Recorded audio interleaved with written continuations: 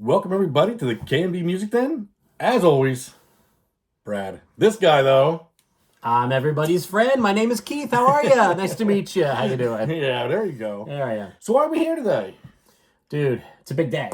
Ooh. Well, yesterday technically was a big day. Yeah, But, this day's not near as important as yesterday was, but... well, why was yesterday so important, Brett? Well, because there was a great English band that released an album after, what, 50 years without releasing an album? It feels like. I mean, it's been a long time. It's the Chinese democracy of England. You know what I mean? Yeah, that's what I was thinking about. Yeah, I'm glad you said that. But no, The Cure, Robert Smith and Company decided it's time to drop a new album. And what's it called? Oh, here we go. Songs of a Lost World. There you go. Dude, so I mean, let's start like we usually do. What is your level of fandom with The Cure? Well, coming into this. I'm a pretty big fan. I've seen them once in concert during the Blood Flowers tour. Oh. Yep. So I've seen them during the Blood Flowers tour. Jealous. In Camden, New Jersey. Okay, yeah. I'm going to say New England, you know what I mean? But yeah, down there at the Tweeter Center, whatever it's called. Own most of the albums. You know, it's been a big fan since, I would say, the year 2001 is when I really started listening heavily to them. Yeah. Well, no, I shouldn't even say that, because when Blood Flowers came out, we were working at the Music Den where we get our name from. Exactly. I think it was 2000 Blood Flowers came out. Yeah, I believe it was 2000. So, so it's been a good 25-year ride almost at this point. I'm pretty much the same. Fandom. Have you seen them live? No, I haven't. Oh, I do have some DVDs. So you've seen them live, just... Yeah. I've seen them live in my living room. They came right to my house. Yeah. Sorry, I keep fixing my hair. I'm so what do you call that, vain? Although, like I said, I turned 50 a little while ago. The hair's starting to thin. I should just let it go. That's just what happens to hair. See? Yeah, I should do what you do. Mine's watching The Cure right now. Yeah. But, yeah, I mean, big fan, you know, and maybe we'll touch upon this later. Maybe it'll be a different video. But it seems that people always talk about The Cure and the Smiths. And, you know... Which I'm a fan of both. You're a huge fan of both. I've become more of a fan of the Smiths more recently because, quite frankly, I've just listened to them more. But, I mean, if I had to pick, I'd have to pick The Cure. I mean, that's just me. And again, it's probably more of a familiarity thing. But kind of like you, I really dove in when we were listening to Blood Flowers all the time at the store Music Den. And then I went back. I mean, obviously, I knew some of the hits and some of the albums, actually, even. But really a comprehensive dive, you know, started to happen around the same time as you, actually. Absolutely. So we're on about a 25-year journey, like you said, of really absolutely loving this band. Before we talk about the new one, I mean, I don't think they've made a bad album. Would you agree with that? No, I don't know. Well, okay, I wouldn't say a bad album. Yeah, okay, yeah. But the last album they released, prior to kind of going on this hiatus, I felt was their weakest effort. Really? Which is maybe why they went on that little hiatus. I think they were kind of running short. If I'm not mistaken, and I think we have a copy of it here. I think you're talking about this one, 413 Dream? Yeah, am I mistaken, or did Ross Robinson produce that? I have no idea. But I can look at my... I have my glasses here. I feel like he did. I just so happen to have my glasses here. See, guys, we don't prep for this very much. We just you're in a discussion mode with us at this I've never seen what I look like in these glasses. It's pretty cool, actually. Yeah, it's not bad. Okay, it's not... Oh, remember when they used to put it on the back? Now you have to dig a little further. Let's dig a little further.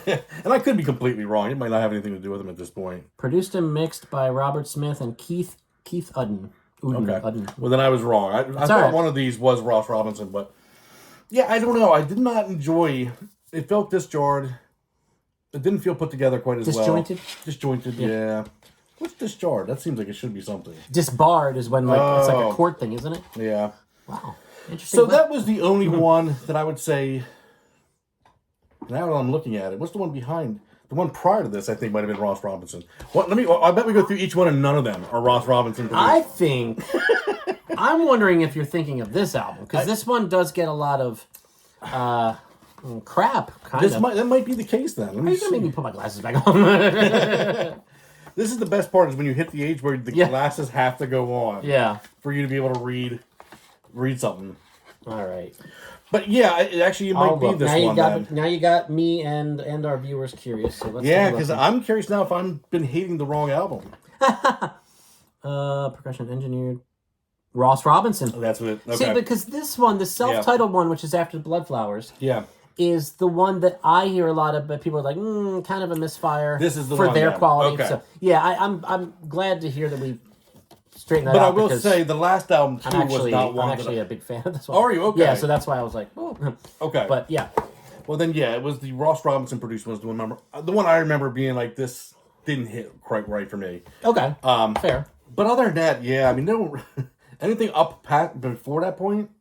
No, I mean, yeah, they're spotless. And let's be honest, even that one's probably not bad. Maybe just not, like you said, didn't quite hit as well. Correct. All right, so let's Songs of a Lost World, man. So such anticipation, such a long wait. The first obvious question I'm going to pose to you, was it worth the wait? Oh yeah, I think it was. Okay, I think it was. Yeah. Production wise, sounds fantastic. This definitely was not a rush project. You could hear you could hear the quality in the actual engineering, the production, everything you're hearing is beautiful. This instrumentation all sits alone very nicely in its proper place on the album. Very, very nice sounding album. I agree. I think it was well worth the wait. I didn't do a ton of research, but I thought Robert Smith did an interview recently and said there's another album pretty much already done. Oh, I don't know about that. Which I'm not surprised to hear. Simply, I say that because I say only 8 songs. Mm-hmm. I mean, to wait however many years we've waited and only get 8 songs. Although if they're 8 terrific songs, I'm fine with that. Yeah. And again, it's The Cure. I mean, you get what you expect as far as, it's well over 3 minutes into the album before you hear his voice. You get those long instrumental intros, which they're known for. Some albums, feature that more than others throughout their catalog, as we know. Yeah. But yeah, I mean, some bands when they do that, I'm like, okay, that's all right. Let's move along here. But they never miss a beat or misfire on that kind of a decision, because it sets the mood, not just for that first song, but for the album. But I think I've listened to it twice so far. I mean, it came out yesterday, so we wanted to get this up and, while there's a buzz. But yeah, totally worth the wait. Just great. I mean, it's great to have a new Cure album. It is. Especially for Cure fans, obviously. Yeah. But, I did want to highlight some lyrics. I didn't have the chance to write them down, but hang on one second. Okay. Yeah, now while he's gone, one of the things that impressed me on the album was the bass. Yes. Now, Mr. Knowles there, you're a bass player. Yes. Okay, you can hear him in the background even though you can't see him. But yeah, the bass on the album, to me, really stood out. I thought This is the album, by the way. Oh, look at you. I found it on CD at my local store here. Nice, okay. They said they did not get their shipment of the vinyl. Now, but the thing is, I have all of my Cure stuff I have on CD. The one Cure album that I did have on vinyl that I did sell because I needed the money at the time was Blood Flowers. Okay. Which I believe is out of print. Oh, makes it even worse. Well, it was. I knew it at the time.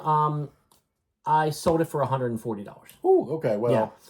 So, but yeah, so I got the CD because I said, you know what? I've got all these other newer ones, and actually, like I said, all of them that I do own on CD. I don't own every single Cure album, but I own a lot of them, and they're all on CD. So I figured might as well just get the CD. Yeah. So I will be able to put my glasses back on and pull some lyrics in a bit. But I did ask about the vinyl for you. They didn't have it. Well, I reached out to Tom from Tom's Music. Oh, okay. Because I was going to swing by and grab it on the way. Sold out. Of course. Sold out. Yeah. I wonder how many he got. I mean, he's good at what he does. So I'm sure he got a good batch. Oh, yeah, Just, and sometimes, the anticipation, yep. Sometimes they request 10 and they only give them 4. That's true, too. So I'm just curious. I'm curious about how many he got. Yeah. But, even the artwork, the packaging, the dark, I mean, with The Cure, there's different periods, there's different albums, there's different eras. As far as, like, some of the albums have, like, a lot of upbeat, poppier stuff, which I love everything they do. Yeah. But to me, I'm sure you probably noticed this too. I mean, this album really sets a mood. It is. It doesn't really jump around as far as here's a pop song, here's a dark song. I mean, it's all dark. It's all dark. But it's great. It's freaking great. Yeah. So Yeah, think of something else to say while I pull out some lyrics. To me, this album felt a lot like Bloodflower's Moodier Sister. I mean, does that make sense to you? I thought those two, if they went on tour and played those two albums back to back, would fit very well. This being a little bit more depressing in a way. How did you say that? Bloodflower's what sister? Moodier Sister. Moodier Sister. Yeah, a little bit more gothic and emo, you know. You got that sister with that wears a black eyeliner. That's this one. Ladies and gentlemen, there's a reason why this is the guy I picked to do this channel with. Now, regular viewers of this channel know this happens so many times. I will overtalk. I will bloviate for 5 fucking minutes, and he will pull out a phrase that sums up everything that I was trying to say in 5 minutes. And he's done it again. Bloodflower's Moodier Sister. Yeah. That's what this new album is, and I love it. Yeah. So, what are the very first lyrics, Professor Knowles, look at my glasses, that we hear on this album we've been waiting so long for? This is the end of every song that we sing.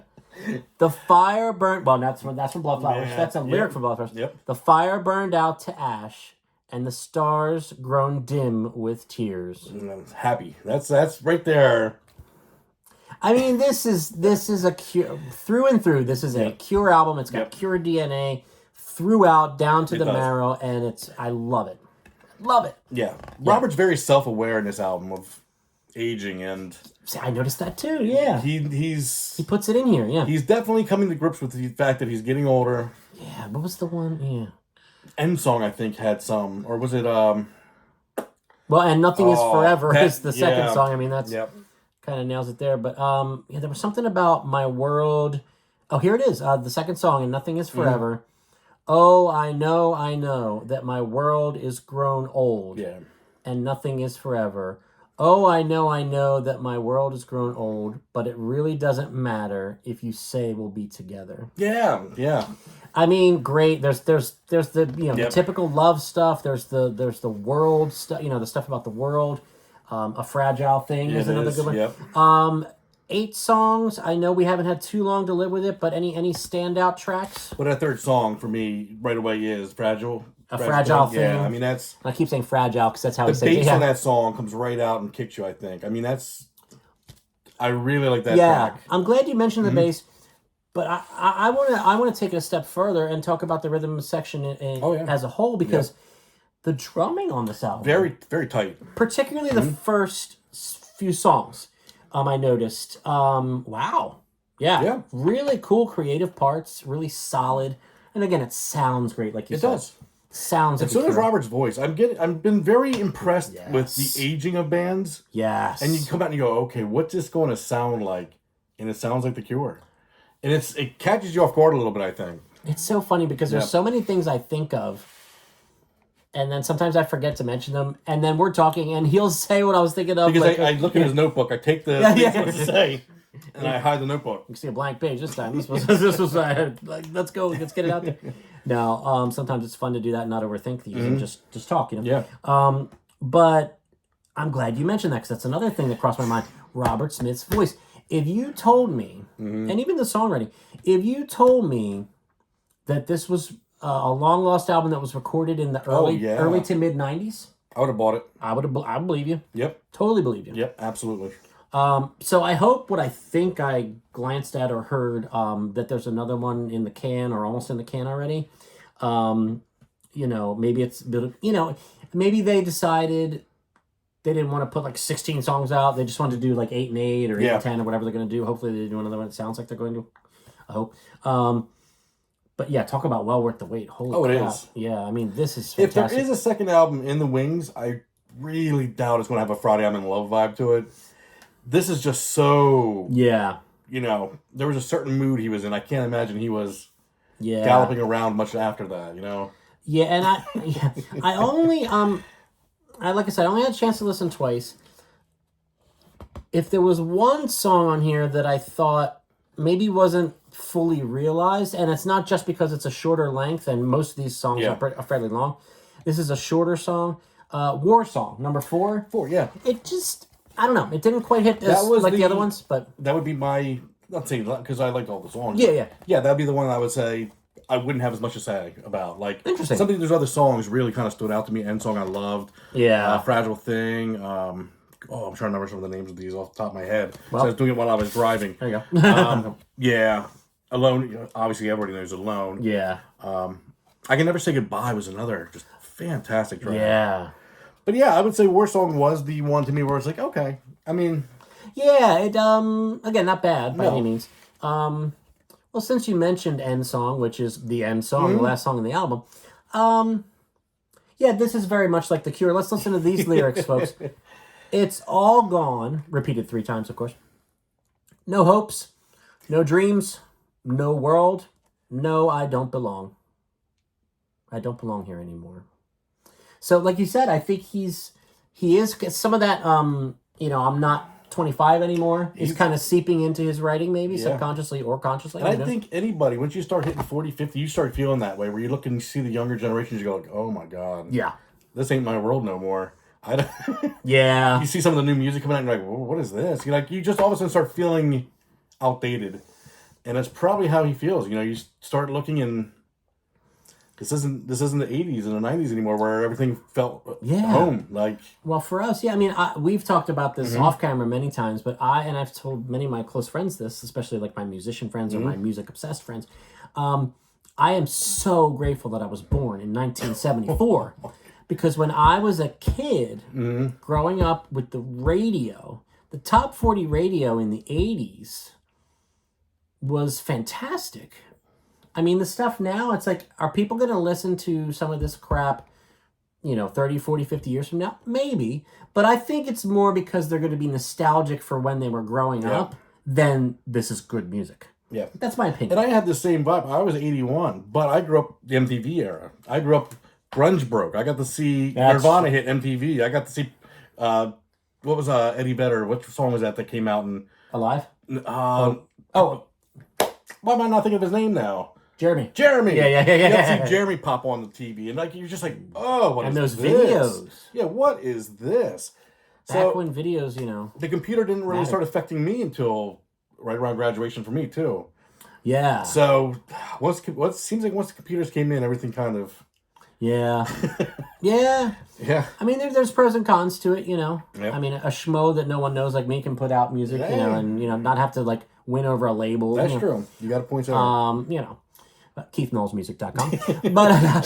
but yeah, dude. I mean, anything else to say about this? No, I mean it's a great album. Is it a masterpiece? No, I don't. Masterpiece. I'm going to be more careful with throwing that word around. Do The Cure have a masterpiece? Well, we're going to hold on because we're going to be doing a video soon. Yeah. Of our top 5 we're going to do albums. Keep an eye out. But masterpiece to me. A band is flawed. For a band to put out more than one masterpiece would be amazing. When I look at bands like the Beatles, I give them 1 or 2 masterpieces. Yeah. I don't think masterpiece, it gets thrown around way too much. You're right, it does. It gets thrown around. It does. Masterpiece is something that's like, this belongs in a museum. Yeah. So, no, it's not a masterpiece, but it accept, my expectations were beat as far as what I was expecting. Exceeded, yeah. Yeah, just because based on time. I didn't think this album was possible at this point. Well, and again, like you touched upon before, which I think is really important to bring up again, his voice. Great. Like I said, if you told me this was recorded in the 90s, I'd say, well, I'm glad they finally released it. This is really good. Yep. I mean, these guys aren't missing a beat on any front. Nope. Any front. Nope. So, and something to be said for the fact that, I can't afford to buy a lot of new music anymore. And, when I really get blown away by something, I look for it on vinyl. Mm-hmm. But I saw this CD in front of me a couple hours ago. Yeah. And obviously part of it was because I knew we were doing this video. I thought it'd be cool to have. But again, knowing I have a lot of these Cure albums on CD, I'm like, you know what? I gotta get a physical copy of this fucker. Mm-hmm. So good choice. I swore there was no reason. But sorry, Mom. But so yeah, man, 8 songs, only one that we think is maybe not like top tier, but it's still not bad. Yep. If you had to pick a favorite song on the album so far, I like A Fragile Thing. It's really good. That's probably my top at the moment. Yeah.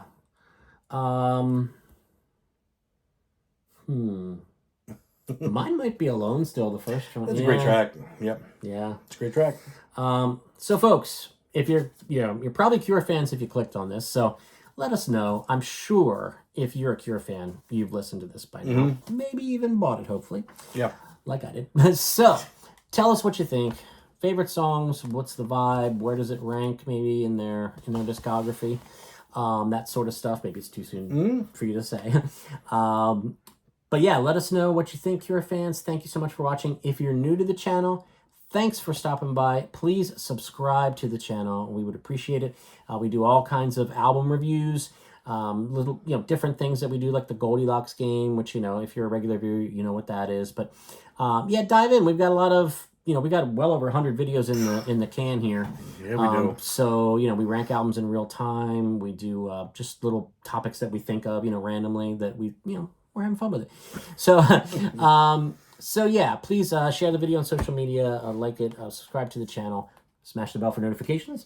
And The Cure, the brand new Cure album, Songs of a Lost World. Okay, he got it. I was getting nervous. I wanted to make sure I didn't mess that up. The glasses didn't come out. I got scared. Yeah, we'd have to redo this whole video again. Hey, thanks, guys. We'll see you soon. And check out The Cure. Let us know what you think. See ya.